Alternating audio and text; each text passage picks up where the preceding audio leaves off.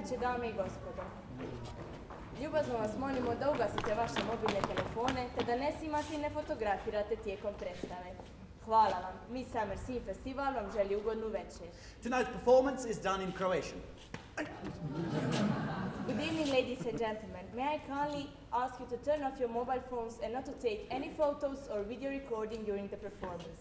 Thank you. Midsummer Scene Festival wishes you a pleasant evening.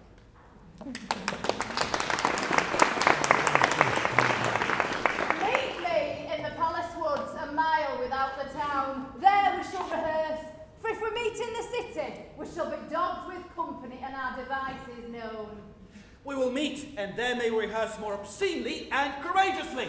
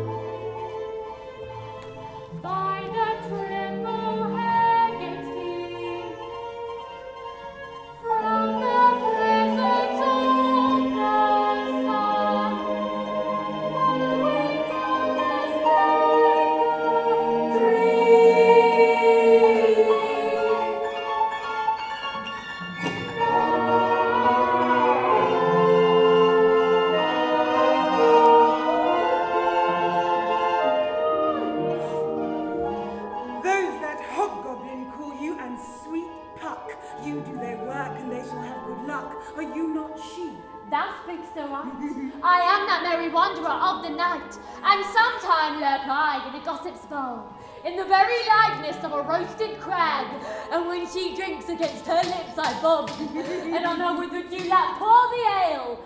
The wisest aunt, telling the saddest tale, sometime for a 3-foot stool mistaketh me, then slip I from her bum, down topple she.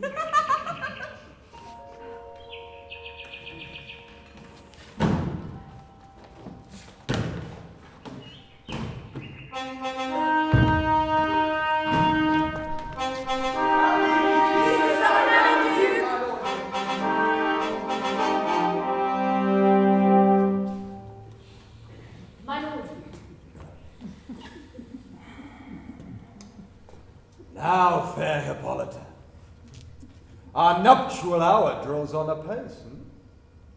4 happy days brings in another moon, but oh, methinks how slow this old moon wanes. She lingers my desires, like to a stepdame or a dowager, long withering out a young man's revenue. 4 happy days will steep themselves in night. 4 nights will quickly dream away the time, and then the moon Like to a silver bow, now bent in heaven, shall behold the night of our solemnities. Go, Philostrate. Hippolyta, I wooed thee with my sword, and won thy love doing thee injuries, but I will wed thee in another key. Pomp, triumph, and with revelling. Oh, vexation I, with complaint against my child, my daughter Hermia. Stand forth, Demetrius. My noble lord, this man has my consent to marry her. Stand forth, Lysander. And, my gracious duke, this man hath bewitched the bosom of her heart. Thou, Lysander, thou hast given her rhymes, and interchanged love tokens with my child. Thou hast by moonlight at her window sung, with feigning voice, verses of feigning love. With cunning hast thou filched my daughter's heart, and turned her obedience, which is due to me, to stubborn harshness. And, my gracious duke, be it so she will not hear before thy grace, consent to marry with Demetrius. I beg the ancient privilege of Athens. As she is mine, I may dispose of her. Which shall be either to this gentleman, or to her death, according to our law, immediately provided in that... God! What say you, fair Hermia? Be advised, fair maid, to you your mother should be as a god. Demetrius is a worthy gentleman. So is Lysander. Himself he is, but in this kind, wanting your mother's voice, the other must be held the worthier. I would my mother looked, but with my eyes. Or rather, your eyes must with her judgment look. I do entreat your grace to pardon me. I know not by what power I am made bold, nor how it may concern my modesty in such a presency to plead my thoughts. But I beseech your grace that I may know the worst that may befall me in this case, if I refuse to wed Demetrius.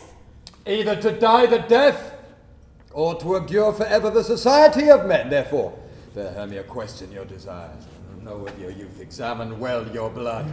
Whether if you yield not to your mother's voice, you can endure the livery of a nun. For I, to be in shady cloister mute, live a barren sister all your life, to chant faint hymns to the cold and fruitless moon. So will I grow, so live, so die, my lord.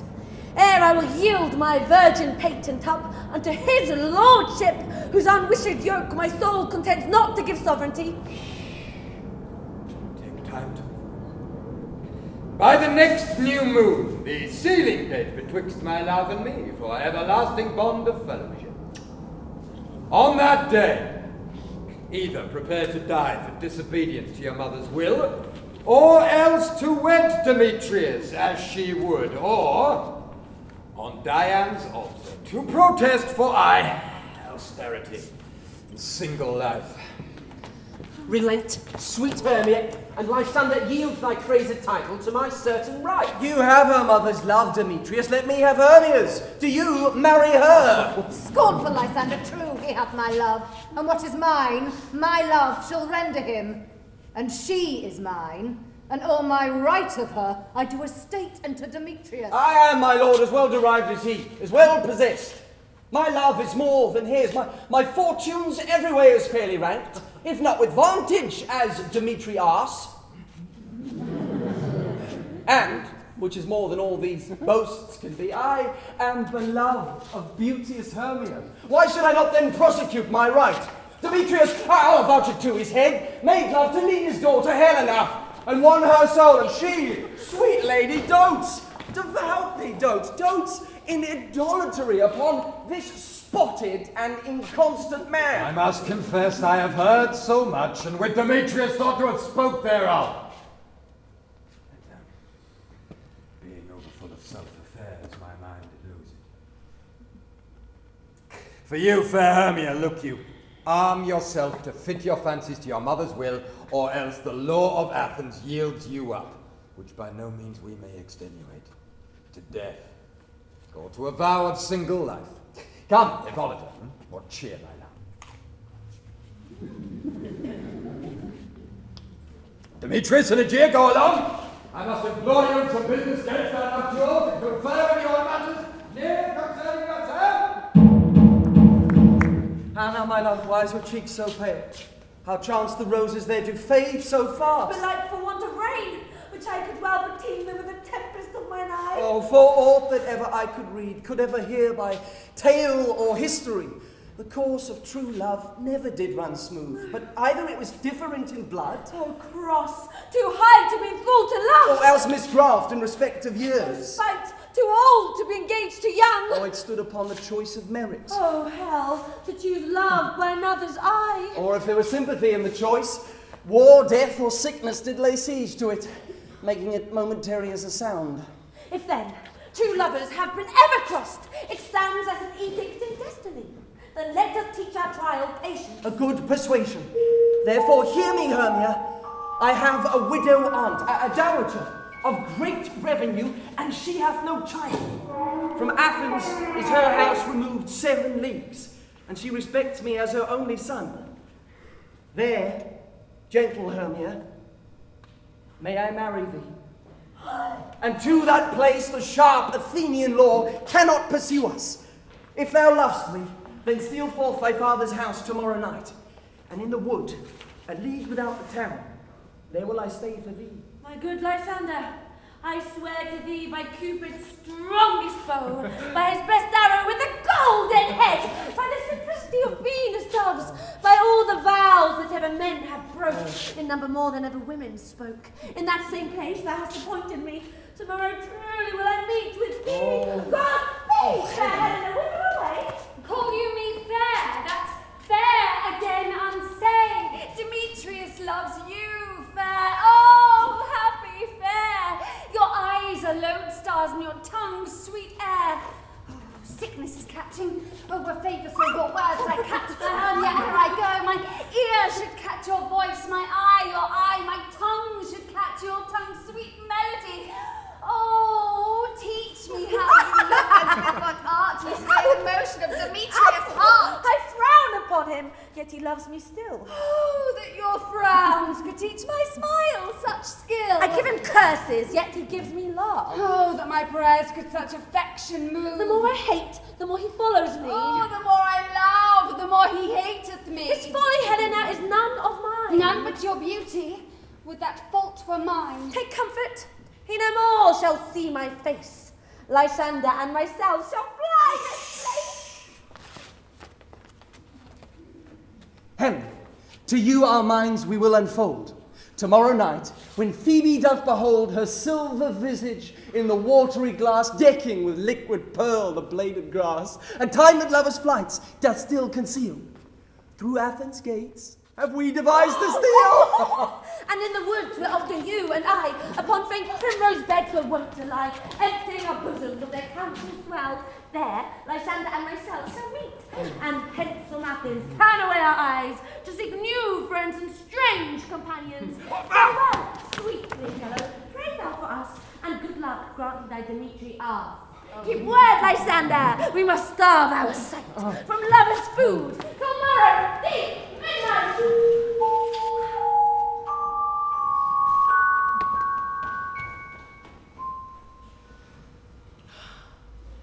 How happy some our other some can be. Through Athens I'm thought as fair as she, but what of that? Demetrius thinks not so.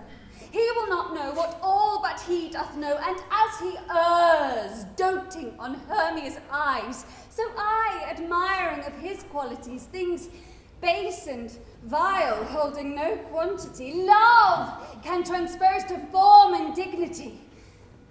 Love looks not with the eyes, but with the mind, and therefore is winged Cupid painted blind, nor hath love's mind of any judgment taste for wings, and no eyes, figure unheedy haste.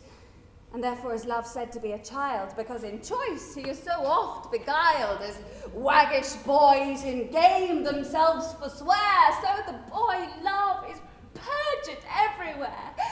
For ere Demetrius looked on Hermia's eyne, he hailed down oaths that he was only mine, and when this hail some heat from Hermia felt, so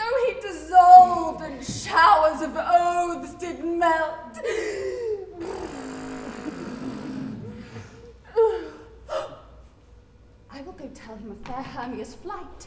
Then, to the woods will he tomorrow night pursue her. And for this intelligence, if I have thanks, it is a dear expense. But herein mean I to enrich my pain, to have his sight thither and back again.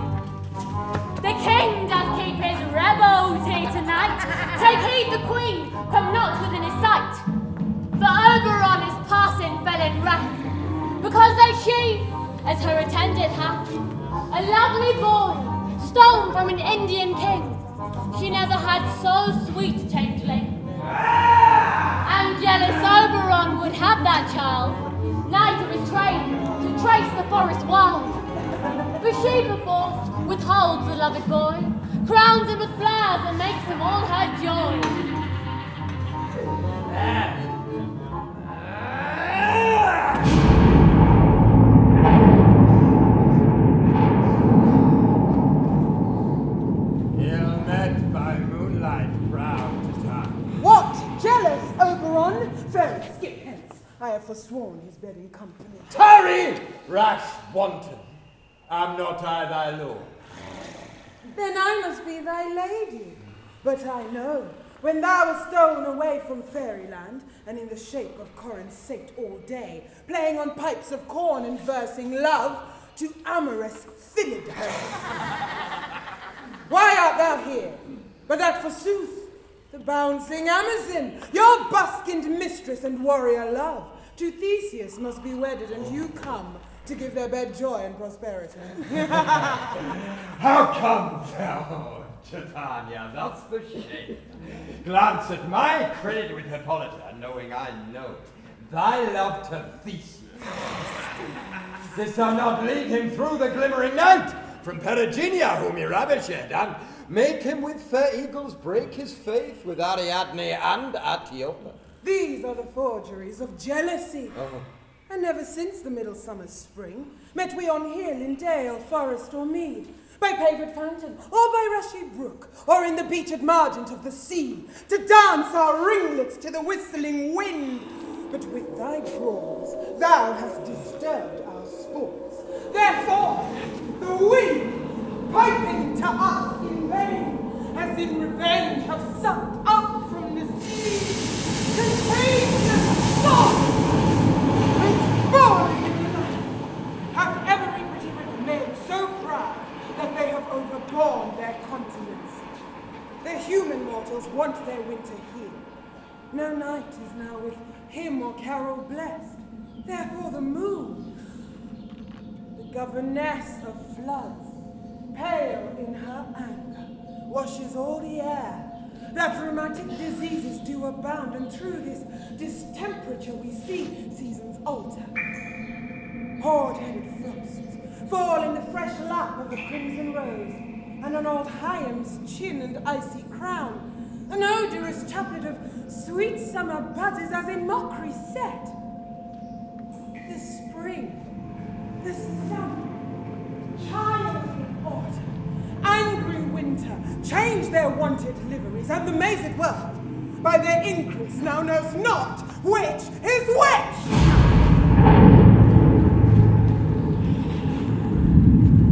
And this same progeny of evils comes from our debate, from our dissension. We are their parents and original. Do you amend it then? It lies in you. Why should Titania cross her own rod? I do but beg a little changeling boy to be my henchman. Set your heart at rest. The fairyland buys not the child of me.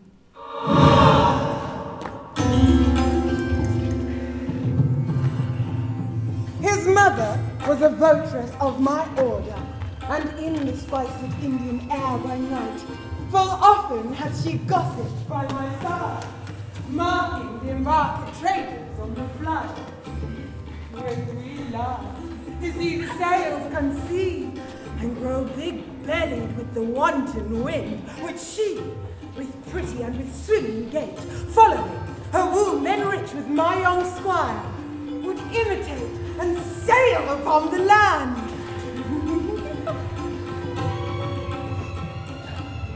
And for her sake I do rear up her boy, and for her sake I will not part with him.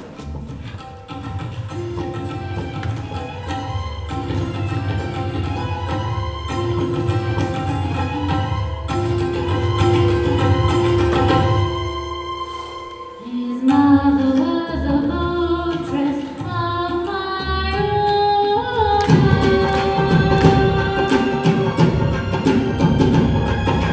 and in the spice of Indian air by night, often had she gossiped by my side.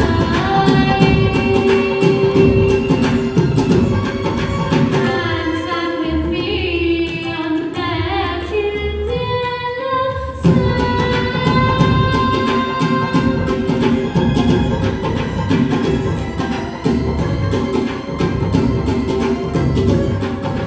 knocking and barking, traders on the flood.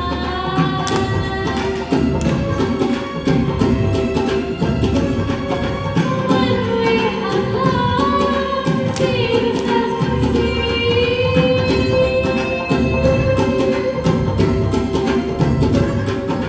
growing big-bellied with the wanton wind,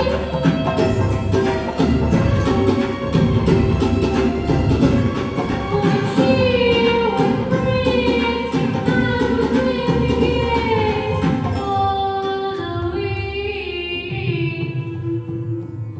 Home and dream with my young squire.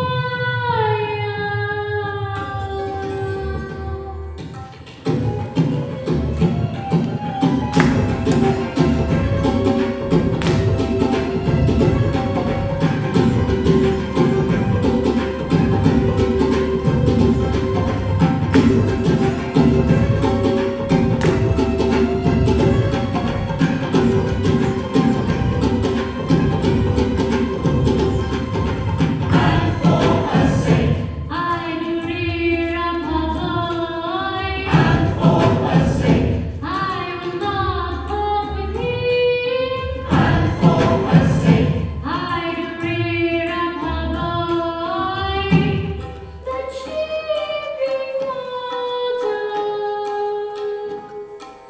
of that boy did die.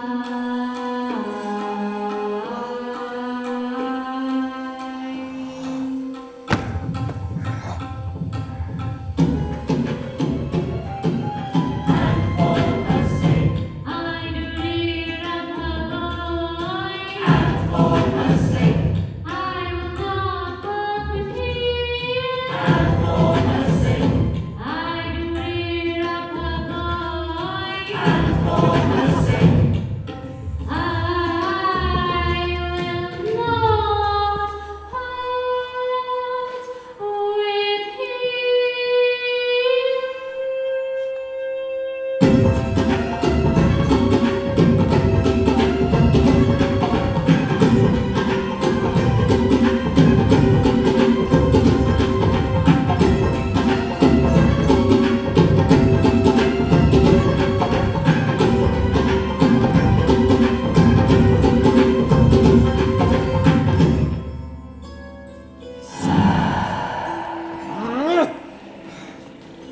How long within this wood intend you stay? Perchance till after Theseus' wedding day.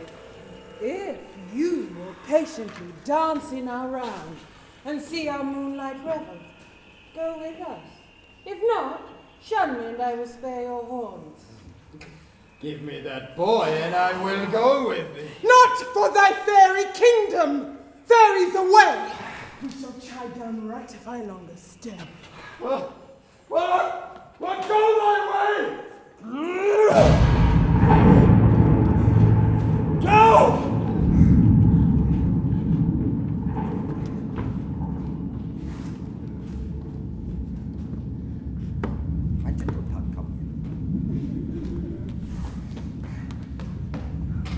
Thou remember since once I sat upon a promontory and heard a mermaid on a dolphin's back utter such dulcet and harmonious breath that the rude sea grew civil at her song, and certain stars shot madly from their spheres to hear the sea maid's music. I remember. That very time I saw, but thou couldst not, flying between the cold moon and the earth, Cupid, all armed. A certain aim he took at a fair vessel throned by the west, and loosed his love shaft smartly from his bow, as it would pierce 100,000 hearts. But I might see young Cupid's fiery shaft quenched in the chaste beams of the watery moon, and the imperial votress passed on in maiden meditation. Yet marked I where the bolt of Cupid fell. It fell upon a little western flower. Before milk white. Now her with love's wound, and maidens call it love in idleness. Fetch me this flower, the herb I showed thee once. The juice of it, on sleeping eyelids laid, will make all man or woman madly dote upon the next live creature that it sees. Fetch me this flower, and be thou here again, ere the Leviathan can swim a league. I'll put a girdle about the earth in 40 minutes. Having once this juice, I'll watch Titania when she is asleep, and drop the liquor of it in her eyes. The next thing that she waking looks upon, be it on lion or bear or wolf or bull, on meddling monkey or on busy ape, you, she shall pursue it with a soul of love, and ere I take the charm from off her sight, as I can take it with another herb, I'll make her render up her boy to me. Ah! Go!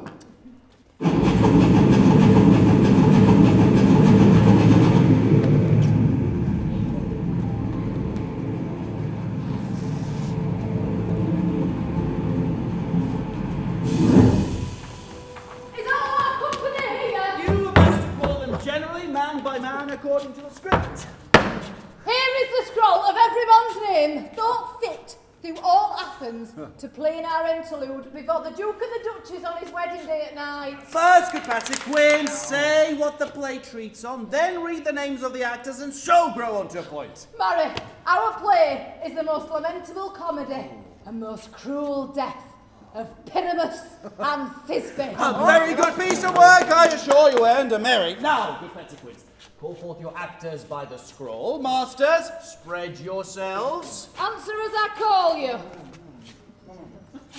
Nick Bottom the Weaver. Ready! Name what part I'm for and proceed. You, Nick Bottom, are set down for Pyramus. What is Pyramus? A lover or a tyrant? A lover. Oh. Who kills himself most gallantly for love. Oh, that will ask some tears in true performing of it. If I do it, let the audience look to their eyes. I will move stones! And I will condole in some measure. To the rest, if my chief humour is for a tyrant, I could play Hercules rarely, or a part of terror Catin to make all split.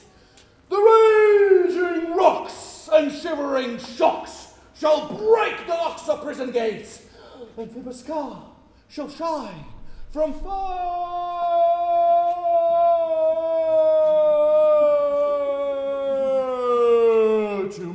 mar the foolish fates. That was lofty. To the rest. That's Hercules' vein, Tyrant's vein. A lover is more condolent. Francis Flute the bellows mender. Here, Patsy Quince. You must take Thisbe on you. Oh, what is Thisbe? A wandering knight. No, it is the lady who Pyramus must love. Oh, faith, let me not play a woman. I have a beard. But it's coming. That is all one. You shall play it in a mask, and you may speak as small Oh, let me play Thisbe too. I'll speak in monstrous little voice. Thisbe, Thisbe. Oh, Pyramus dear, my lover dear, and the lady dear. No, you must play Pyramus, and Flute you Thisbe. Oh, well, proceed. Jürgen Stavling the tailor. Ja, Dankeschön. Pam Snout the tinker. Here, Patsy Quince. Oh, and Snug the joiner. You the lion's part. And I hope there is a play well fitted. Well, have you the lion's part written? Pray you if be give it me, for I am slow of study. Oh, you may do it extempore. It is but nothing but raw. Oh, let me play line too. I will roar that I will make any man's heart go to hear me. I will roar, roar, roar, roar, roar, roar, roar, that I will make the Duke say, let him roar again. Let him roar again. If you should do it too terribly, you would frighten the Duchess and the ladies that they would shriek. And that would be enough to hang us all. If we should frighten the ladies out of their wits, they would have no more discretion but to hang us. But I will aggravate my voice so that I will roar as gently as any suckling dove. I will roar and to an any nightingale. That's not what he says. You can play no part but Pyramus. No. But Pyramus is a Sweet face. A sweet face. Proper. A proper man, like one would meet on a summer's day. Lovely. A most lovely, gentlemanlike man. Therefore, you must needs play Pyramus. Well, I will undertake it. Merci beaucoup. But masters, here are your parts, and I am to entreat you, request you, desire you to con them. I pray you fail me not. Take pains, be perfect, adieu. Oh, Patsy. Sorry. What beard should I best plate in? Why, what you will. I will discharge it either in your straw-coloured beard, your orange tawny beard, your purple ingrained beard, or your French crown-coloured beard, your perfect yellow. Ooh. Some of your French crowns have no hair at all. And then you shall play bare face. Oh, enough! Hold or cut both strings.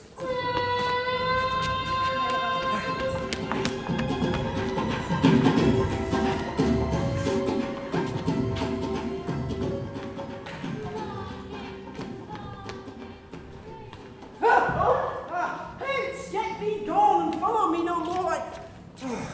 I love thee not, therefore pursue me not. Where is Lysander and fair Hermia? The one I'll stay, the other stayeth me. Thou toldst me they were stolen to this wood, and here am I, and wood within this wood, because I cannot meet my Hermia. Hence, get thee gone and follow me no more. You draw me, you hard-hearted adamant, and yet you draw not iron, for my heart is as true as steel. Leave your power to draw, and I shall have no power to follow you. Do I entice you? Do I speak you fair? Or rather, do I not in plainest truth tell you I do not, nor I cannot love you? Even for that, I do love thee the more.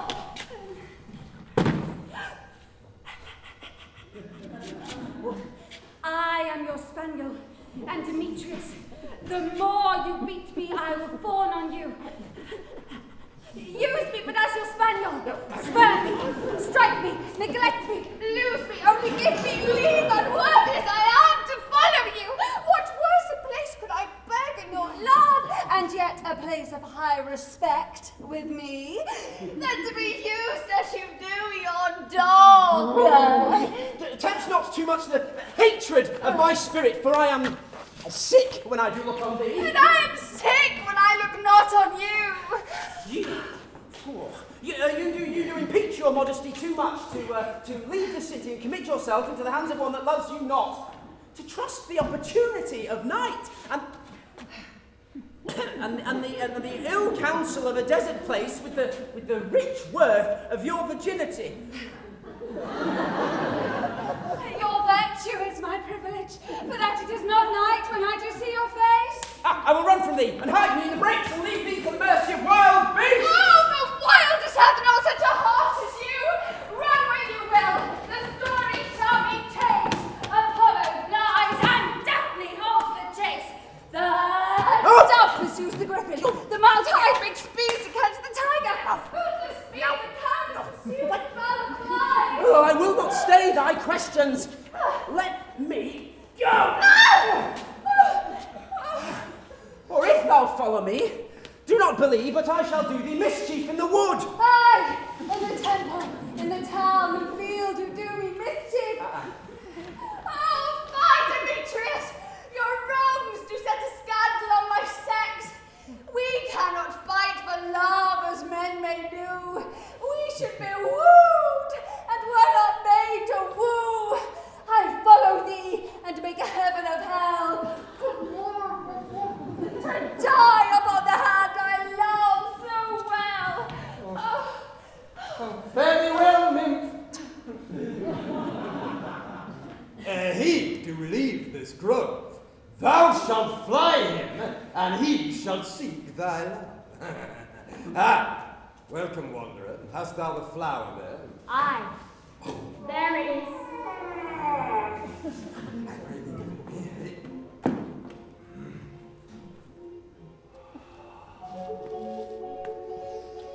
Yes!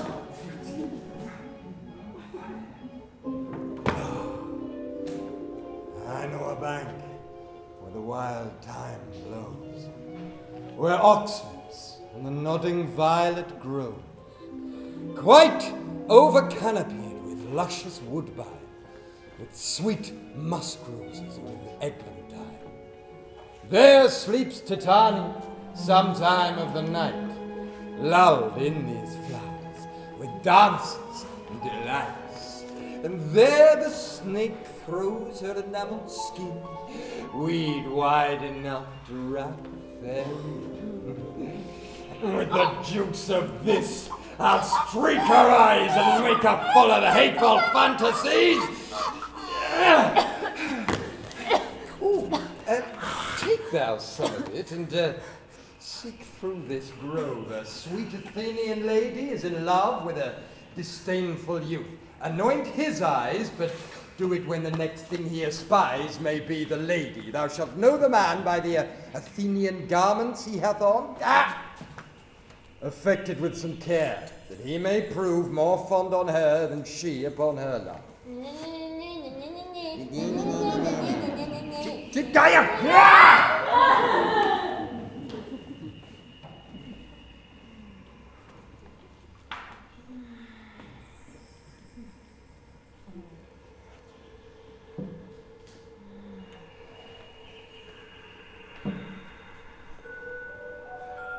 What thou seest when thou dost wake, do it for thy true love take. Love and blindness be it ass or cat or bear, hog or boar with bristled hair, in thy eye that shall appear. When thou wakest, it is thy dear.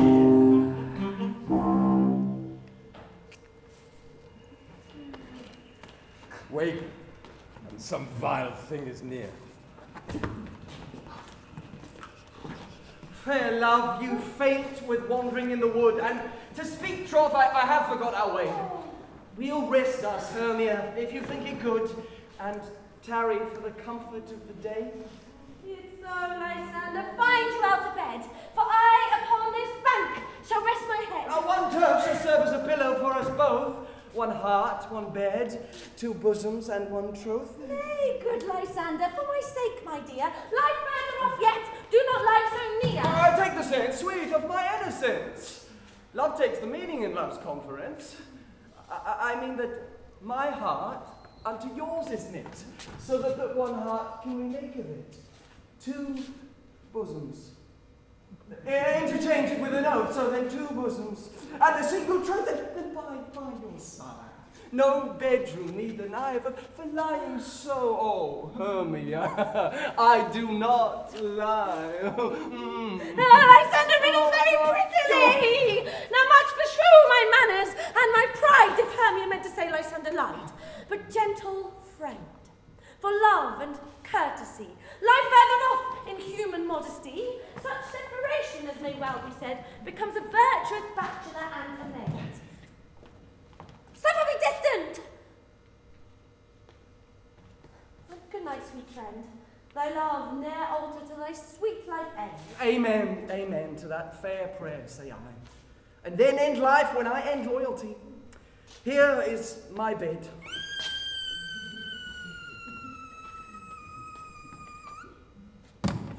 Sleep give thee all his rest. But half that wish, the wisher's eyes be pressed. Through the forest have I gone, but Athenian found I none. One whose eyes I might approve this flower's force in stirring love. Night and silence. Who is here? Weeds of Athens he doth wear. This is he, my master said, despised the Athenian maid. And here the maiden sleeping sound on the dank and dirty ground. Pretty soul, she durst not lie near this lack love, this kill courtesy. Churl, upon thine eyes I throw, all the power this charm doth found. When thou wakest, let love forbid, sleep his seat on thy eyelid. So awake when I am gone, for I must now to Oberon.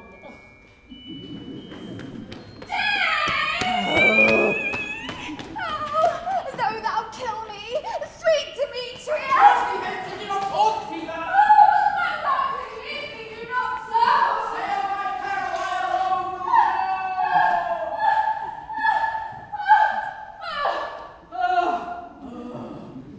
Oh, how dread in this bond chase, the more my prayer, the lesser is my grace. Happy is Hermia wheresoe'er she lies, for she hath blessed and attractive eyes. How came her eyes so bright? Not with salt tears. If so, mine eyes are oftener washed than hers. No, I'm as ugly as a bear. The beasts that meet me run away for fear. Therefore, no marvel Demetrius do as a monster fly my presence thus. What wicked and dissembling glass of mine made me compare to Hermia's fiery eye. But who was here? Lysander on the ground, dead or asleep.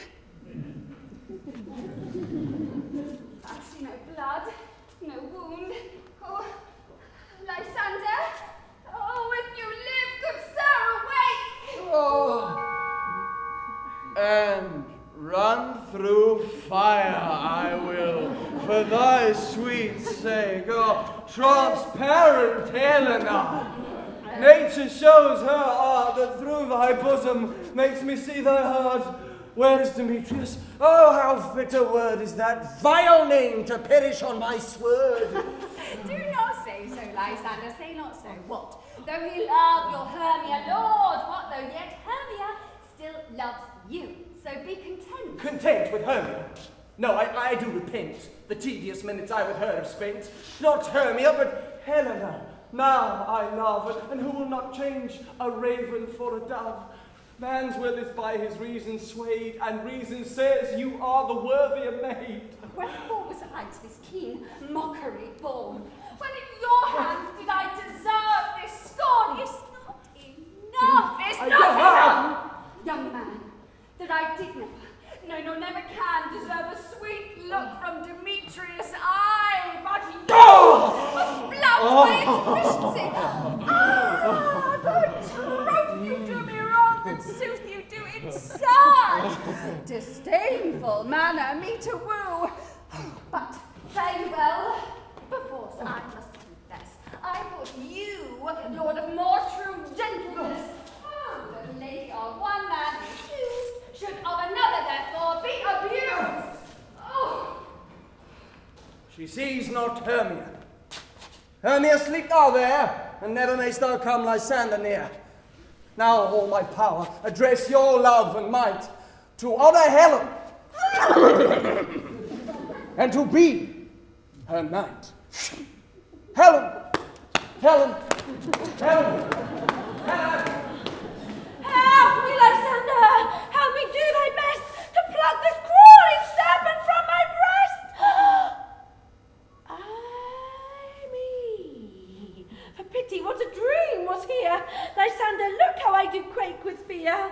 Methought a serpent ate my heart away, and yet sat smiling at its cruel prey. Lysander? What, removed? Lysander! Lord! What, out of hearing, gone? No sound, no word? Alack, where are you? Speak, and if you hear, speak of all loves, I sound almost with fear. No.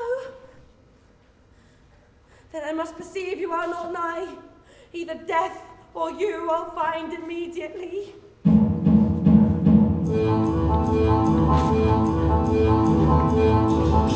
Adequate. What says thou, bully bottom? There are some things in this comedy of Pyramus and Thisbe that will never please. First, Pyramus must draw a sword to kill himself, which the ladies cannot abide. How answer you that? Oh, like it's a parlour sphere. I believe we must leave the killing out when all is done. Not a whit.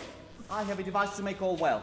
Write me a prologue, and let the prologue seem to say we will do no harm with our swords, and that Pyramus is not killed indeed, and for the better assurance, tell them that I, Pyramus, am not Pyramus, but Bottom the Weaver. This will put him out of fear. Well, we shall have such a prologue. Will not the ladies be afraid of the lion? I fear it, I promise you. Oh, masters, you ought to consider with yourselves to bring in, God shield us, a lion among the ladies, the most dreadful thing, for there's no more fearful wildfowl than your lion living, and we ought to look to it.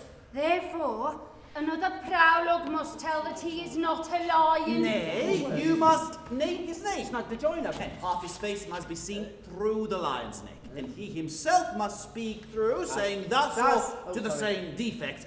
Ladies, or fair ladies, I would wish you, I would request you, I would entreat you not to fear, not to tremble. My life for yours. If you think I come here as a lion, 'twere pity of my life. No, I'm no such thing. I'm a man, as other men are, and then let him tell him plainly that he is Snug the joiner. Snug the joiner. Well, it shall be so. But there is two hard things. No. That is, to bring the moonlight into a chamber. For you know, Pyramus and Thisbe did meet by moonlight. Doth the moon shine that night we play our play? A calendar. Look in the almanac, find out moonshine, Oh, yes, it doth shine that night. So why then will they leave the casement of the great chamber with our woman play open, and the moon may shine in the casement? Aye, or else one must come in with a bush of thorns and a lanthorn and say he comes to disfigure or to present the person of moonshine. Then there is another thing. Oh. We must have a wall in the great chamber, for Pyramus and Thisbe, says the story, did talk through the chink of a wall. Thou can never bring a wall.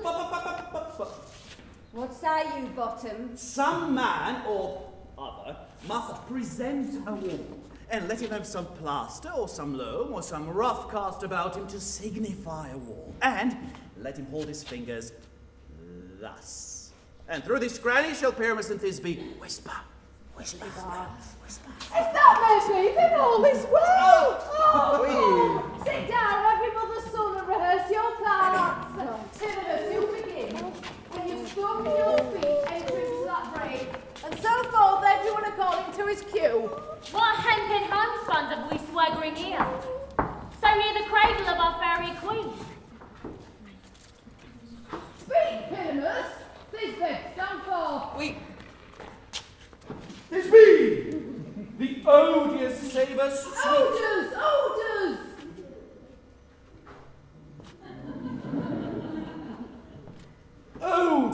savour sweet.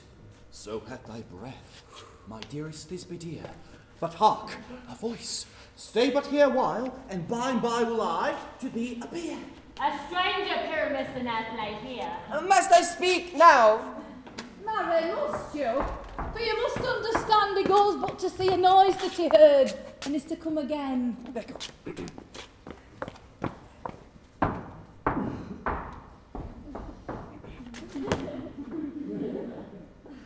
Most radiant Pyramus, most lily white of hue, of colour like the red rose on triumphant briar, most brisky juvenile and eke most lovely Jew, I'll meet thee, Pyramus, at Nini's tomb! Ninus tomb, Oh, man! pardon. Why, you must not speak that yet! You speak all your parts at once, cues and all! Oh. Pyramus, enter! Your cue is past! 'Tis never tire. As true as those that yet would never tire! If I'm a fair miss, Oh,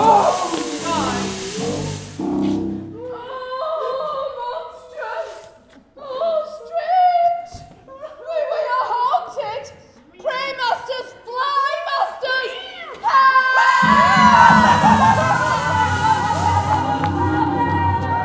Why do they run away? Ah, it's an every of them to make me all afeard. Oh, what a now on child! What do I see on thee? What do you see? You see an ass head of your own, do you? Wesley, bottom! Wesley! Noah! Translated! Up and down, up and down. I will lead them up and down. I see then, Avery. This is to make an ass of me. To frighten me if they could, but I will not stir from this place. Do what they can. I will walk up and down, and I will sing, so they shall know I'm not afraid. What shall cock so black of you with orange? Thorny beard. The fitch with the splits of spool the rennen. Little quill. What angel wakes me from my flowery bed? The bitch, the sparrow, and the lark, the French so cuckoo grey, whose notes many a man doth mark, and dares no answer. I pray thee, gentle mortal, sing again. Mine ear is much enamoured of thy note. On the first view to say to swear I love thee. So is mine eye enthralled to thy shape, and thy fair virtue's force, perforce, doth move me. Methinks, mistress, you should have little reason for that. And yet, to say the truth, reason and love keep little company together nowadays. What a pity some honest neighbour would not make them friends. I can leak upon occasion. Thou art as beautiful as thou art wise. Not so neither, but if I wit enough to get out of this wood, I have enough to serve my own turn. Out of this wood do not desire to go. Thou shalt remain here whether thou wilt or no. I am a spirit of no common rate. The summer still doth tend upon my state, and I do love thee. Therefore go with me. I'll give thee fairies to attend on thee, and they shall fetch thee jewels from the deep, and sing while thou on pressed flowers dost sleep. And I will purge thy mortal grossness so, that thou shalt, like an airy spirit, go. Peace blossom, cobweb mouth, mustard seed. Be kind and courteous to this gentle man. Hop in his walks, gambol in his eyes, feed him with apricots and dewberries, with purple grapes, green figs, and mulberries. The honey bags steal from the humble bees, and for night tapers, crop their waxen thighs and light them at the fiery glowworm's eyes, to have my love to bed and to arise. Not to him hands, do him curse. I cry worship's mercy heartily. I should tell you for acquaintance with us. Some cobweb, if I should cut my finger, I shall make bold with you. Good Master Peascod, I pray you commend me to Mistress Moss, your mother, or Master Peascod, your father. Mistress Moss. Oh, good Master Mustard Seed, I know your patience well. Come, wait upon him, lead him to my bower. The moon, methinks, looks with a watery eye, and when she weeps, weep every little flower, lamenting some enforced chastity. Tie up my lover's tongue! Bring him silently.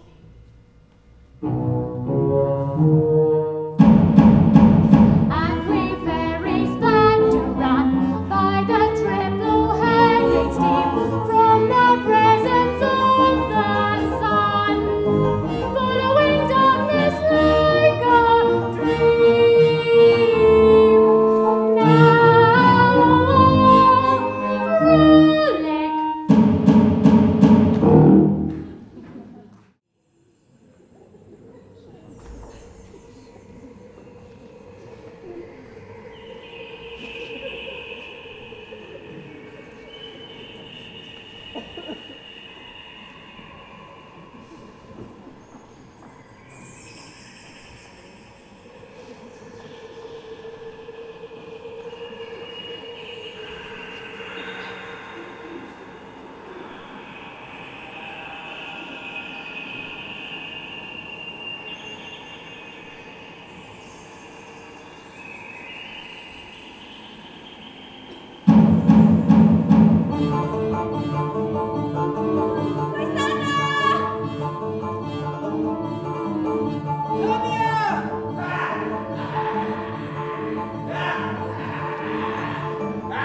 Here comes my messenger. How now, mad spirit? What night rule now about this haunted room? My mistress with the monster is in love. Ha! My mistress with the monster is in love. Ha! Near to our close and consecrated bower, once she was in the dullest sleeping hour. A crew of wretches through mechanicals that were born upon a vacant stones. Were met together to rehearse a play. A play!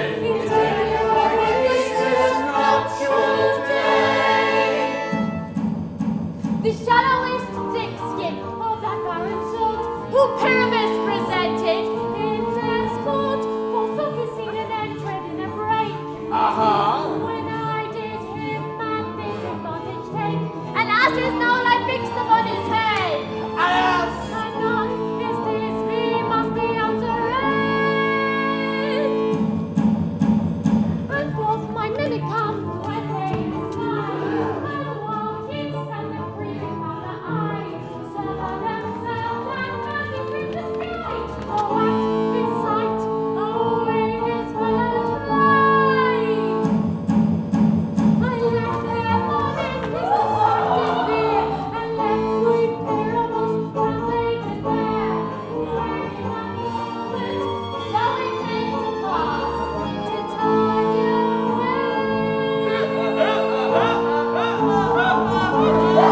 Straight we loved us.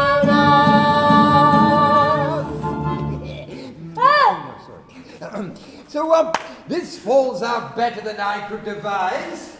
Hast thou yet latched the Athenian's eyes with the love juice as I did bid thee do? I took him sleeping, that's finished too, and the Athenian woman by his side, that when he waked, a fool she must be eyed. Suppose this is the same Athenian. This is the woman, but not this the man. But why rebuke you him that loves you so? Now I but chide that I should use thee worse, for thou I fear hast given me cause to curse. If thou hast slain Lysander in his sleep, being our shoes in blood, plunge in the deep and kill me too. The sun was not so true to the day as he to me. Would he have stolen away from sleeping Hermia? It cannot be but thou hast murdered him. Ah, good Demetrius, wilt thou give him me? Well, I'd rather give his carcass to my hounds. Thou dog, thou cur, thou drives me past the bounds of maiden's patience. Hast thou slain him then? Dost thou looked upon him being awake, and hast thou killed him sleeping? Oh, brave touch! Cannot a worm and adder do so much? And adder did it, for doubler tongue than thine, thou serpent, never had a Well, you spend your passion on a misprized mood. I am not guilty of Lysander's blood. Nor is he dead, for aught that I can tell. Pray tell me then that he is well. Well, if I could, what should I get there for? A privilege never to see me more. From thy hated presence, part I. See me no more, whether he be dead no following her in this fierce vein.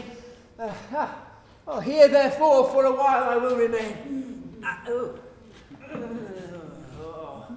So sorrow's heaviness doth heavier grow, for debt that bankrupt slip doth sorrow owe, which now, in some slight measure it will pay.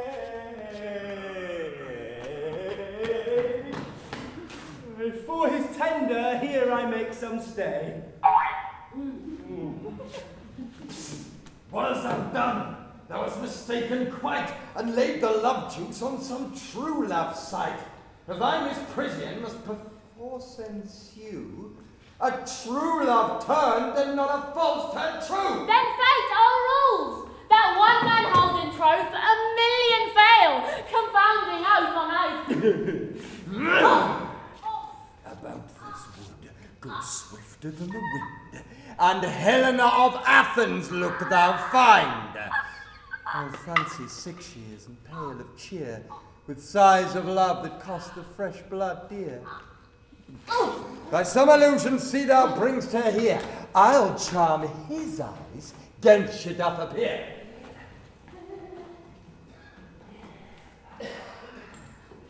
Flowered,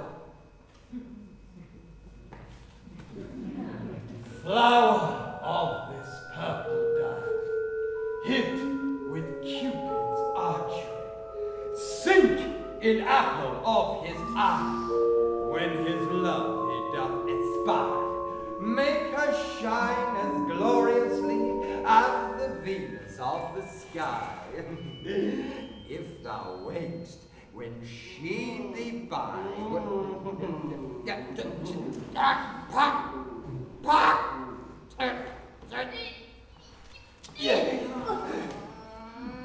beggeth her for remedy. Go! I go! Look how I go, swifter than arrow from the Tartar's bow.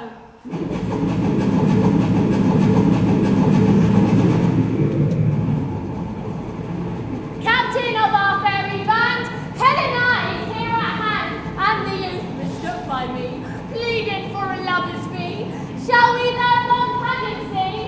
Lord, what fools these mortals be! Why should you think that I should ruin scorn? Scorn Demetrius? Demetrius! Look, when I bow, I weep, and thou so born in their nativity, all truth appears. How can these things in me seem scorn to you, bearing the badge of faith, the proof of truth? Oh, you to advance your cunning more and more, when truth kills truth. Oh, devilish holy fray! These vows are Hermia's. Will you give her all? I had no judgment when to her I swore. Nor none in my mind now you give her all. Demetrius loves her, and he loves not you. Oh! Helen, goddess, nymph, perfect, divine. To what, my love, shall I compare thine eye? Crystal is muddy, oh, how ripe in show thy lips. Those kissing cherries tempting grow, that pure congealed white, high Taurus snow, fanned with the eastern wind, turns to a crow, and thou holdst up thy hand. Oh, let me kiss this princess of pure white, this seal of bliss. Spite! Oh, hell, I see you're all bent to set against me for your merriment.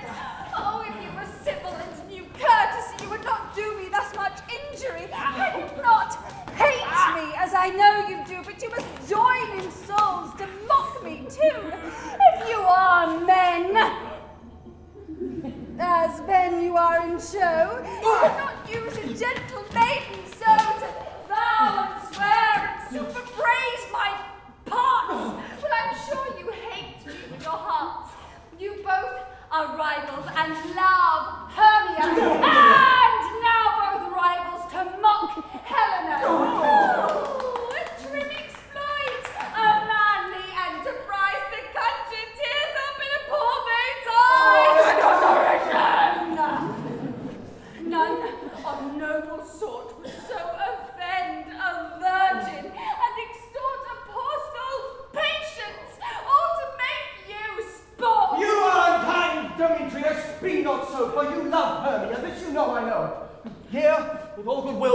part.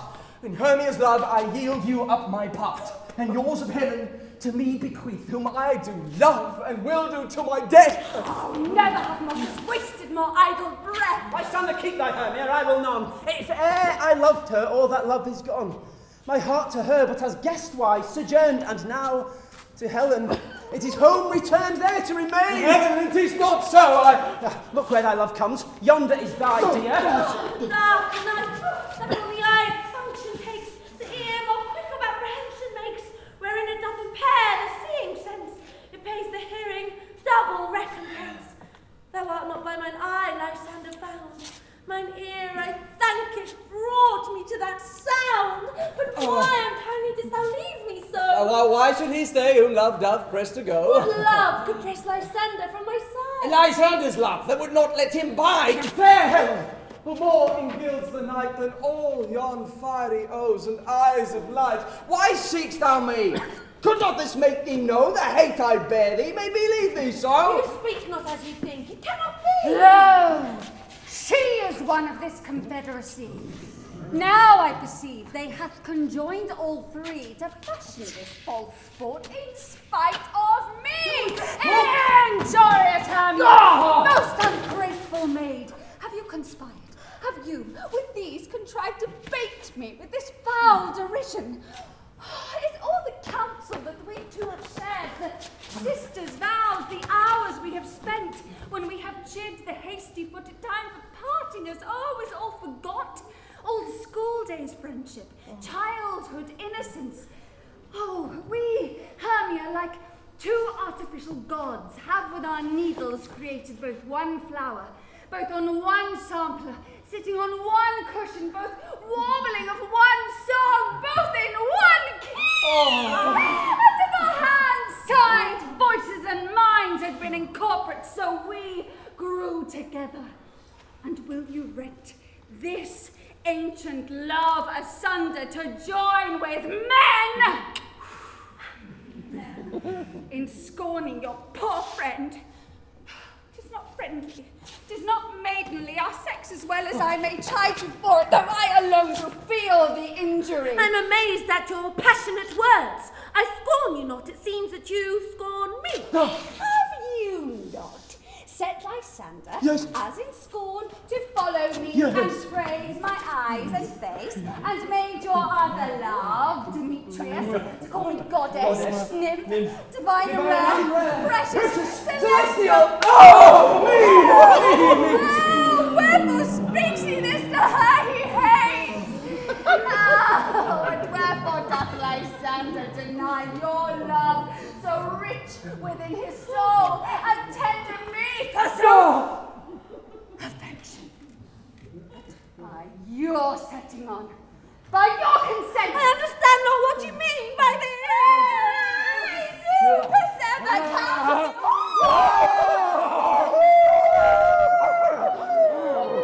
My countenance sad looks, with each other keep us sweet, just up. Oh, but fare ye well, 'tis partly my own fault, which death or absence shall soon render. No! Stay, fair Helen, I hereby excuse my life, my soul, fair Oh, God! If she cannot entreat, I can compel. Thou canst entreat no more than she compel. Thy threats have no more strength than her weak prayers. Helen, I love thee. By my life I do. I swear by that which I will lose for thee, to prove him false which says I love thee not.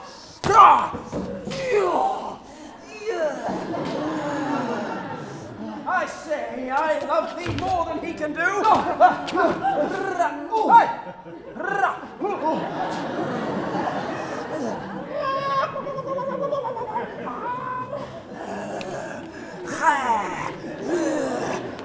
If thou say so, withdraw and prove it too.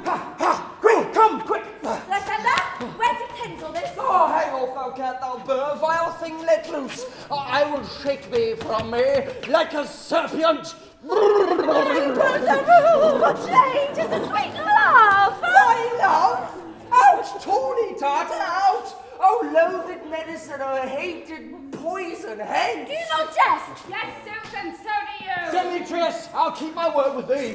Oh, yes, I would I had your bond, for I perceive a weak bond holds you. I'll not trust your word. What shall I hurt her? Strike her, kill her dead? Though I hate her, I'll not harm her so. How can you do me greater harm than hate? Hate me? Wherefore me what news, my love? I'm not Hermia, I'm not you, Lysander. I am as fair now as I was a while. Since night you loved me, yet since night you left me. When then you left me over gods, for in earnest shall I say? I, by my life, and never did desire to see thee more. Therefore, be out of hope, of question, of doubt. Be true, it is certain, it is no jest. I do hate thee, and love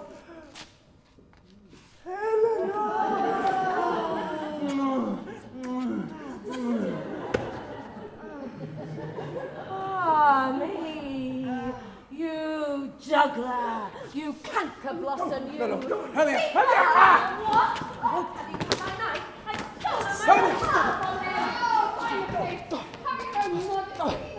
Oh, Stop her! Stop her!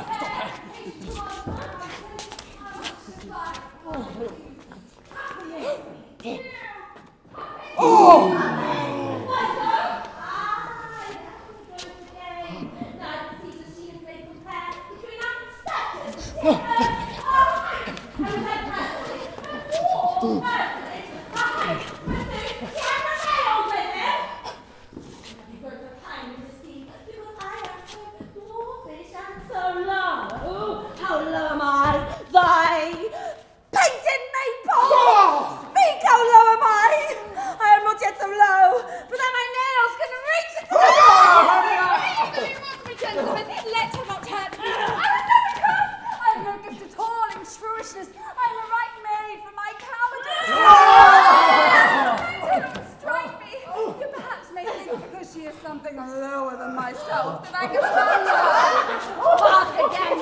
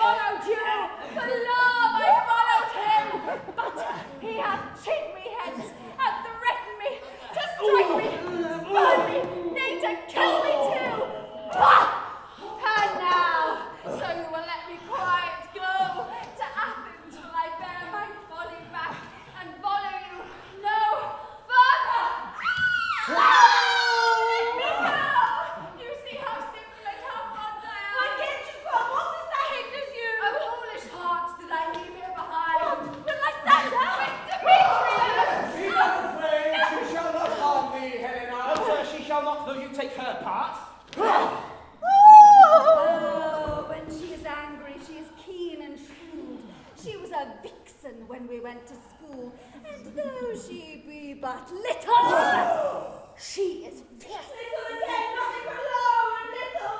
Why will you suffer her to flat me thus? Get you gone, you dwarf, you meaningless of hindering not grass maid. You be you. Acorn. You are too officious in her behalf, who scorns your services. Let her alone. Speak not of Helena. Take not her part, for if thou dost intend never so little show of love to her, thou shalt abide it. Now she holds me not. Follow if thou darest to try who's right in thine, or mine is most in Helena. Follow, nay. I'll go with thee, cheek by jowl.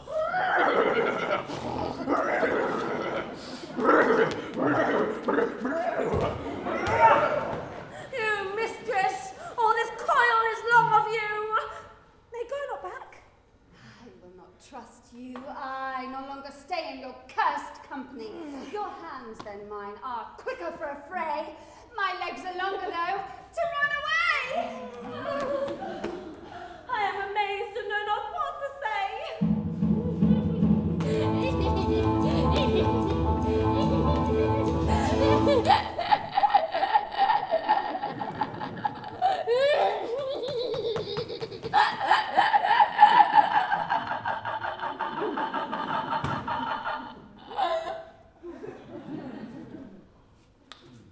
This is thy negligence. Still thou mistakest, or else commits thy knaveries willingly. Believe me, King of Shadows, I mistook. Did not you tell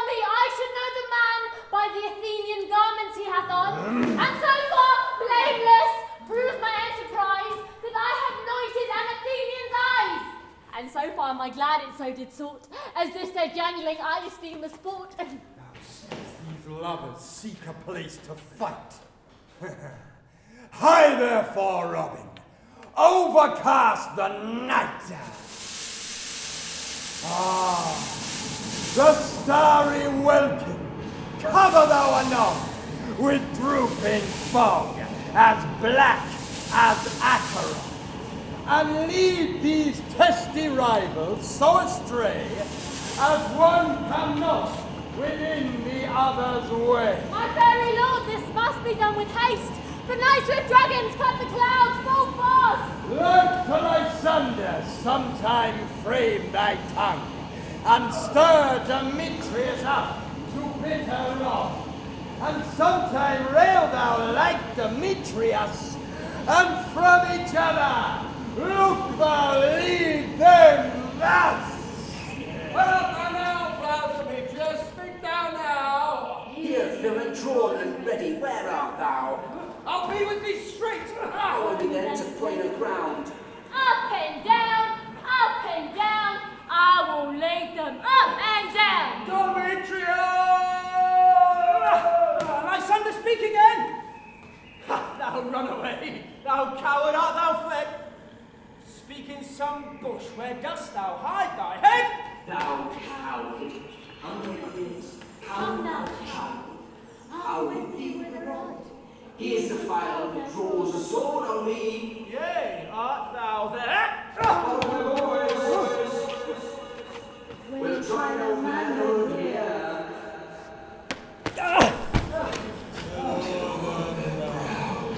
Death counterfeiting sleep, with leaden legs and batty wings doth creep, then crush this herb into Lysander's eye, whose liquor hath this virtuous property, to take from thence all error in this mind, and make his eyeballs roll with wanton sight. When they next wake, all this illusion shall smooth and true and fruitless vision, and back to Athens shall the lovers wend with league, whose date pleadeth shall never end. I am feared in field and town, goblin lead them up and down. The villain is much lighter heeled than I. I followed fast, but faster he did fly. Oh! And fallen have I, in dark, uneven way. And here will rest me. Come, thou gentle day, for if but once thou show me thy grey light, I'll find Demetrius and revenge this spite. Why comest thou not? Where art thou? Come here. I am here. Nay! Then thou mock'st me! Thou shalt buy this deer if ever I thy face by daylight see. Now go thy way. Faintness constraineth me to measure out my length on this cold bed. By day's approach, look to be visited. Oh, weary night, oh long and tedious night, abate thy hours, shine comforts from the east, that I may back to Athens from these that my poor company detest, and sleep that sometimes shuts up sorrow's eye. Still me a while from mine own company. Never so weary, never so in woe, Bedabbled by the dew and torn with briars, I can no further crawl, no further go. My legs can keep no pace with my desires. Here will I rest me till the break of day. Heaven shield Lysander, if they mean a fray. on the ground sleep sound. I'll apply your eye, gentle lover remedy. When thou wakest, thou takest true delight in the sight of thy former lady's eye. Come, sit thee down, flowering bed. while I thy amiable cheeks do coy, and stick musk roses in thy sleek smooth head, and kiss thy fair, large ears, my gentle Joan. Oh, scratch my head. I must to the barber's. Methinks I'm marvellous hairy about the face, and I'm such a tender ass that if my hair but tickle me, I must scratch. Oh! Or say, sweet love, what thou desires to eat. Oh, truly a peck of provender. I could munch your good dry oats. Good hay. Sweet hay hath no fellow. I am a venturous fairy that shall seek the squirrel's hoard and fetch thee new nuts. Oh, I'd rather have a handful of two of dried peas. But let none of your people disturb me. I have a disposition of sleep come upon me. Sleep thou, and I will wind thee in my arms. So doth the woodbine, the honeysuckle, gently entwist the female ivy so it rings the barking fingers of the elm. Oh, how I love thee. Ooh, how I dote on thee. Seest thou the sweet sight? Her dotage now I do begin to pity, for meeting her of late behind the woods, seeking sweet savours for this hateful fool, I did upbraid her and fall out with her. Now I have the boy, I will undo the hateful imperfection of her eye. And gentle Pack, take this transformed scalp from off the head of the Athenian swain, that waking when the others do, may back again to Athens all repair. And think no more of this night's accidents than as the fierce vexation of a dream. First, I will awake the fairy queen.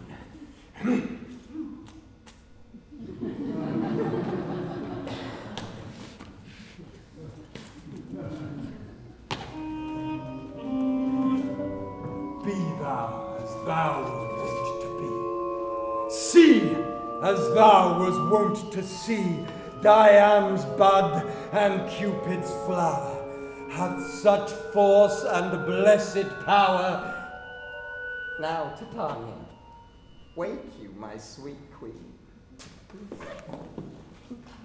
My Oberon, what visions have I seen? Oh. Methought I was enamoured of an ass.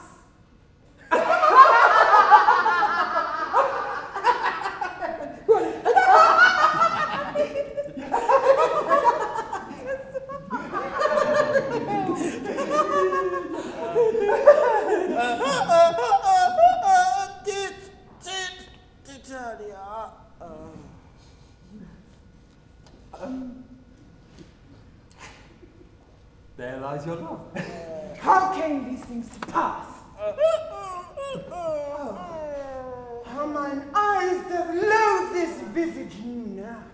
Come, my queen, take hands with me and rock the ground whereon these sleepers be. Fair king, attendant Mark, I do hear the morning lark. Then come, my queen, in silence sad, trip we after the nightshade.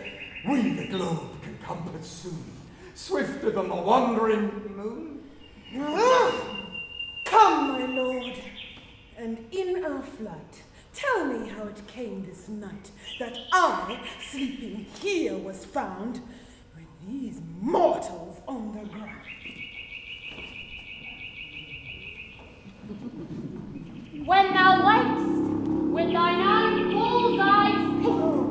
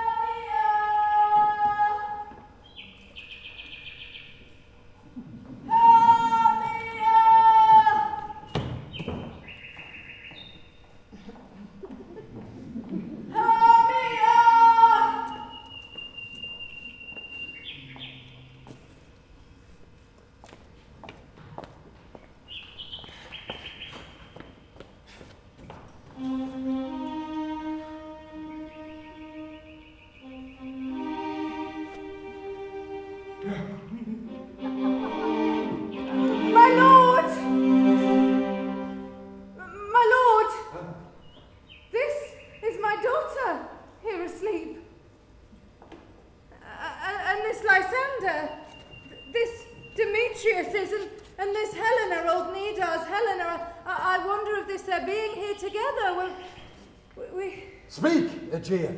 Is this not the day that Hermia should give answer of her choice? It is, my lord. Huh. Good morrow, friends. St. Valentine is past, and begin these woodbirds but to couple now. Oh, pardon, my lord. I pray you all stand up. I know you two are rival enemies. How comes this gentle concord in the world, that hatred is so far from jealousy, to sleep by hate and fear no end of it? My lord, I shall reply amazingly, half sleep, half waking, but as yet I cannot truly say how I came here. But as I think, for truly would I speak, and now I do bethink me, so it is. I came with Hermia hither. Our intent was to be gone from Athens, where we might be without the peril of the Athenian law. Enough, my lord, you have enough. I beg the law upon his head. They would have stolen away. They would, Demetrius. Therefore to have defeated you and me. You of your wife, and me of my consent that she should be your wife. My lord, fair Helen told me of their stealth, of this their purpose hither to this wood, and I in fury hither followed them. Fair Helena in fancy followed me. But my good lord, I wot not by what power, but by some power it is, my love to Hermia melted as the snow. And all the faith, the virtue of my heart, the object and the pleasure of mine eye is only Helena.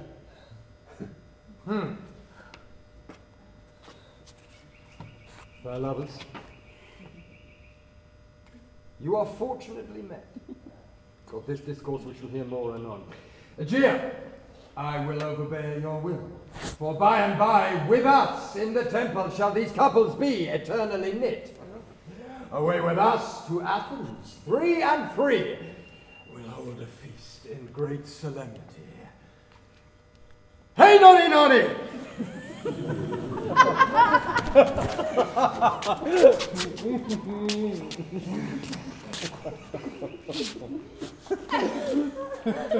Methinks I see these things with parted eye, where everything seems double. So methinks, and I have found Demetrius, like a jewel mine own and not mine own. It seems to me that yet we sleep, we dream. Do not you think the Duke was here and bid us follow him? Yea, and my mother. And Hippolyta. And bid us follow to the temple. Well, then we are awake. Well, let us follow him. And by the way, let us recount our dreams. When my cue comes, call me and I will answer it. My next one is Most Fair Pyramus. Hey, Classic wins. Flute the bellows, Mender. Snout the tinker. Starveling. God's my life. Stolen handsome left me asleep. I have had a most rare vision.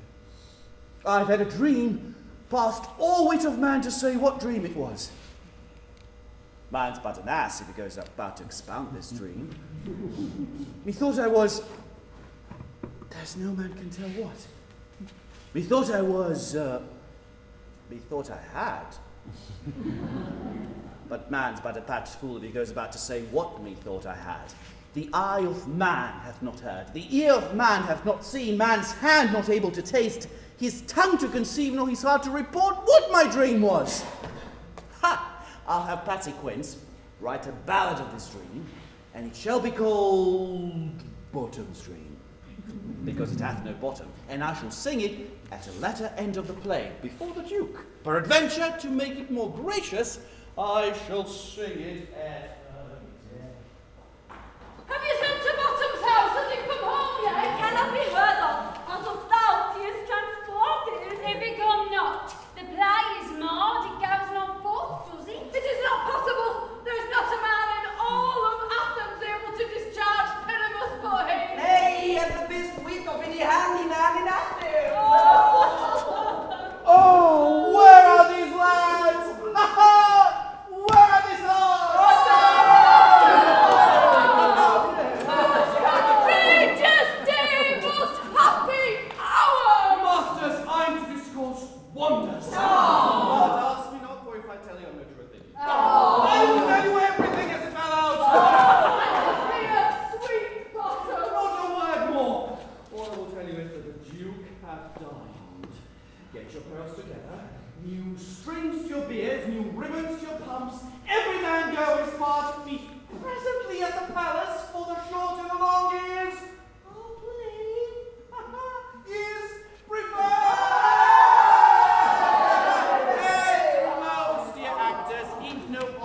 no garlic, for we are to utter sweet breath. And I do not doubt but to hear them say, it is a sweet comedy. No more words. Away! Which way? Go away!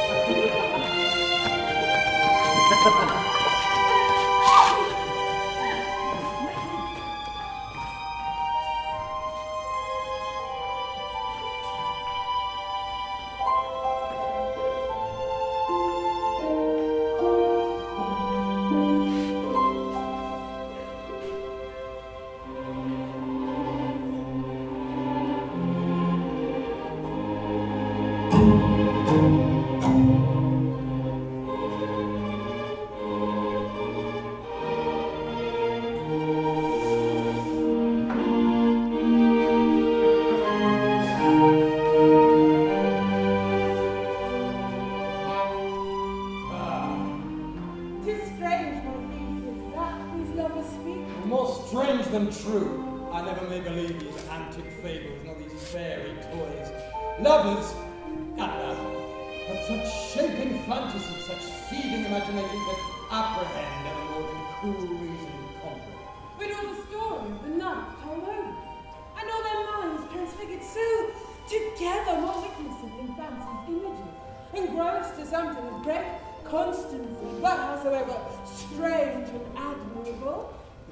Oh, but come. What masks, what dances shall we have to wear away these long free hours between our after supper and bedtime? A tedious brief scene of young Pyramus and his love Thisbe. Very tragical mirth. Merry and tragical, tedious and brief. We will hear it. No, my noble lord, it is not for you. Unless you can find sport in their intents. I will hear that play. Never anything may be amiss when simpleness and beauty tend it. So please, your grace, the prologue is addressed.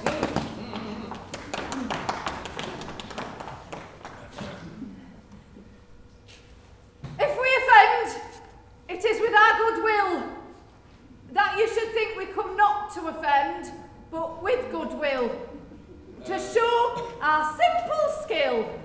That is the true beginning of our end. Consider then, we come, but in despite, we do not come as minding to content you. Our true intent is, all for your delight, we are not here, that you should hear repent you. The actors are at hand, and by their show, you shall know all that you would like to know.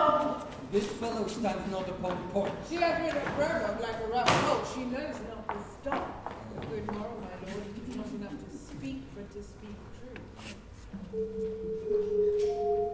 Gentles, perchance, you wonder at this show. Go back, go back. But wander on, till truth makes all things plain. This man is Pyramus. If you should know, this beauteous lady, Thisbe, is Certain.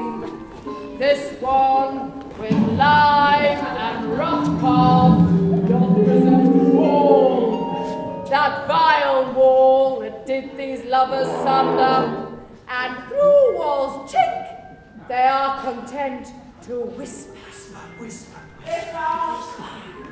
At the which let no man wonder. This one with lanthorn, dog, and bush of thorn presenteth moonshine. For if you know by moonshine did these lovers think no scorn to meet at Ninus tomb, there to woo. This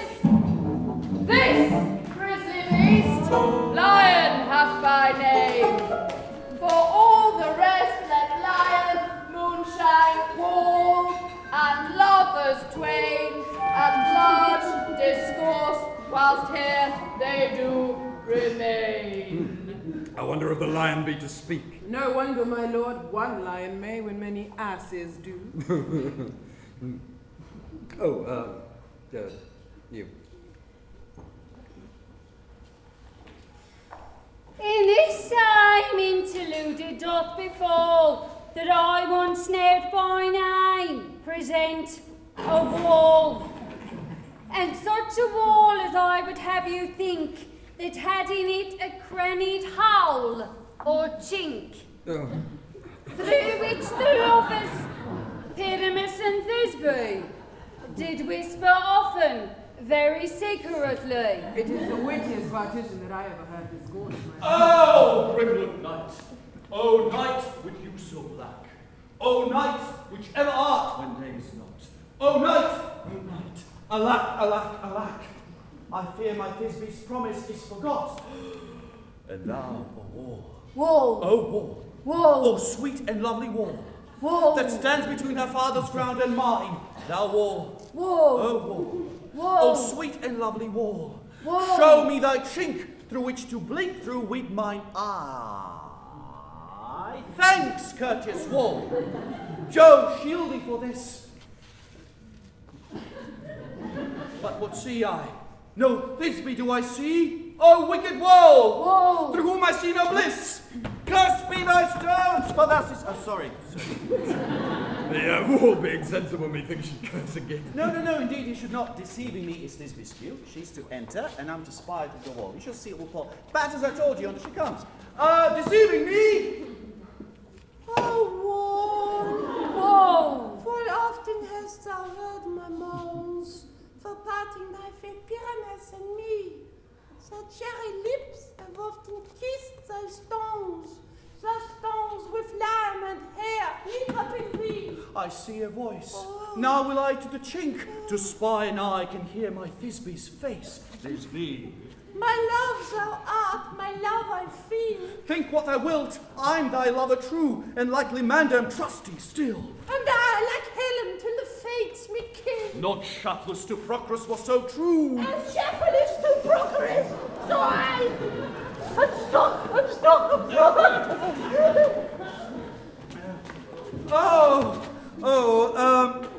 Kiss me through this hole in this vile wall. Wall!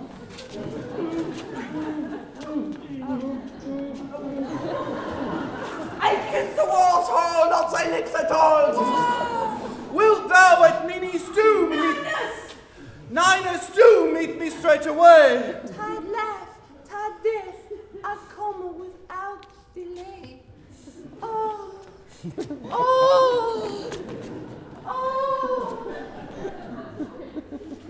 Thus have I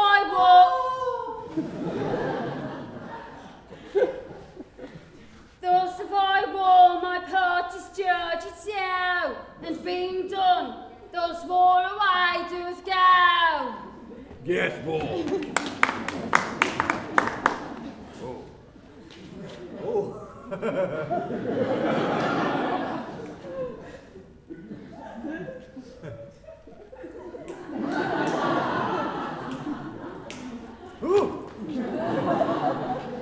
You ladies, you, whose gentle hearts do fear the smallest monstrous mouse that creeps on floor, may now perchance, both quake and tremble here when lion rage in wildest rage doth roar.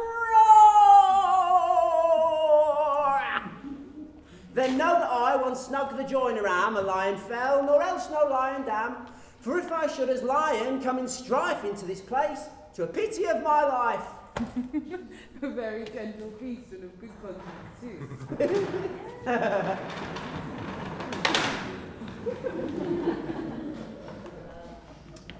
Yes, Lantern of the horned moon present. Well, I'm weary of this moon. What are you explaining?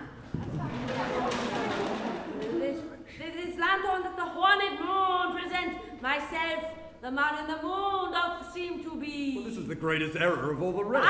That to be put into the lantern. How else is he the man? Proceed. All that I have to say is that the lantern is the moon. Myself, the man in the moon. This thorn bush, my thorn bush, and this dog, my dog. Here is old Ninny's tomb. Here is old Ninny's tomb. Where is my lover?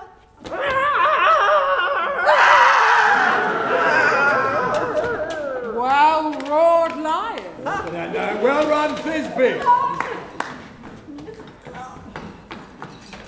Sweet moon, I thank thee for thy sunny beams. I thank thee, moon, for shining now so bright. For by thy gracious golden glittering beams, I trust to take of truest this base sight. But stay, O spite! But mark, poor knight, what dainty doe is here? Eyes do you see? How can it be? O dainty duck, oh dear, thy mantle good. What? Stained with blood? Ooh. Come, fates, come, cut thread and thrum, quail, crush, conclude, and quell. No. Well, yeah, this passion and the death of a dear friend would go near to make a man look so. True, my heart, but I pity the man.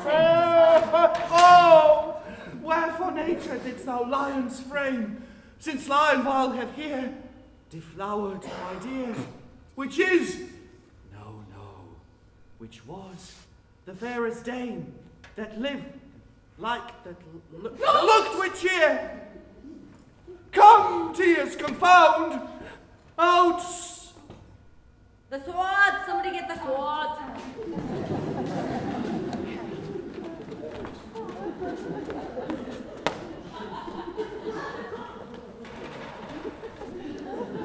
Out, sword and wound, the pap of Pyramus. I that left pup where hard doth hop, thus die I. Thus!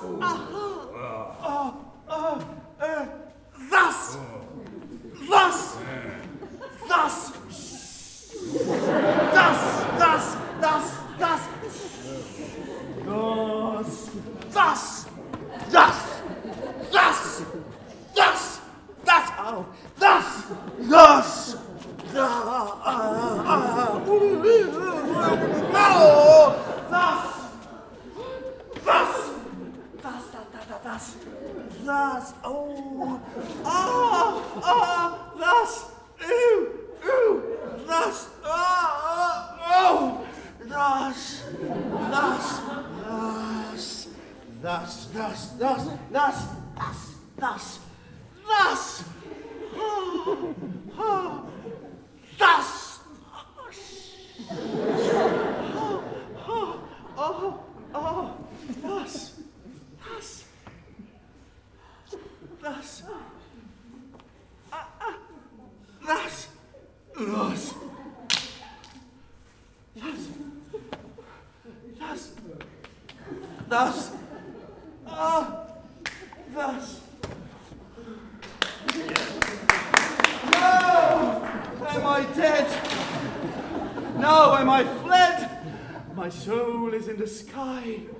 Tongue, lose thy light. Moon, take thy flight. Now, Die. Die. Die. Die. Die. Die. Die, die, die, die. Die. Die. Die. Die. Die. Die.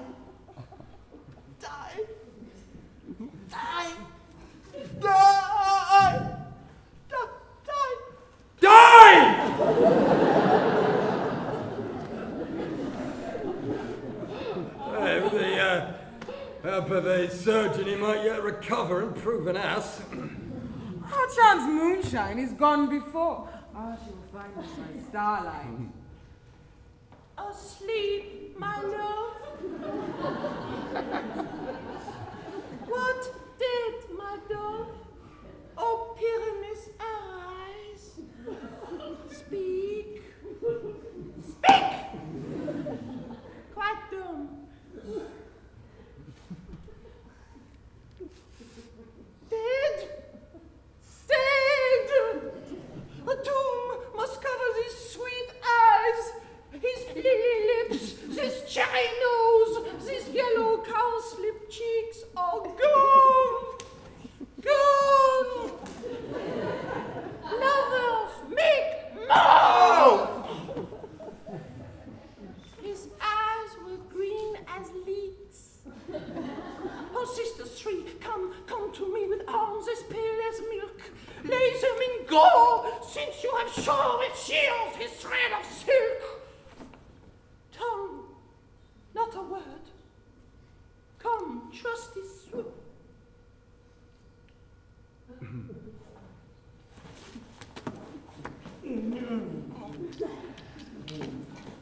Come, just this word, complain my vestibule. And farewell, friends. Thus Thisbe ends. Adieu.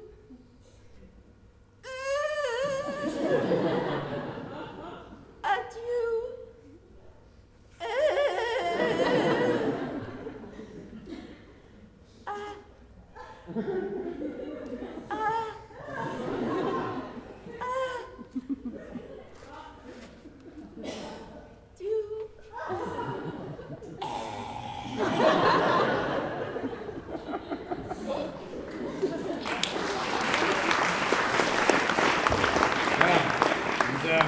Lion and moonshine will have to bury the dead. The wall has fallen that has parted their fathers. Now, would it please you to hear an epilogue or to see a burgomask perform between the two of our company? No epilogue. I pray you, no. Never excuse. Your play needs no excuse, for when the actors are all dead, there need none to be blamed. Thank you. The iron tongue of midnight had told 12. Lovers to bed. 'Tis almost fairy time.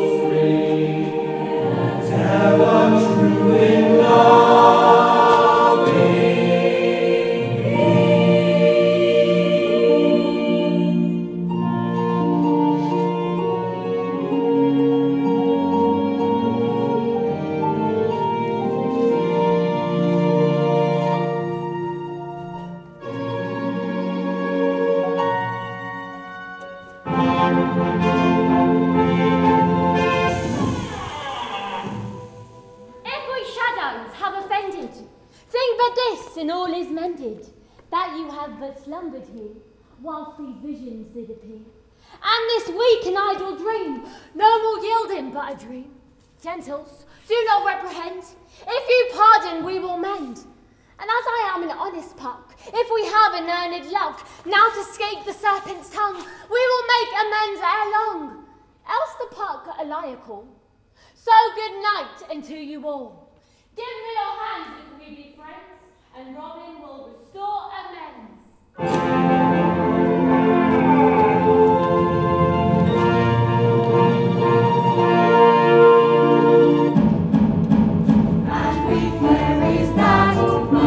By the triple heresy, from the present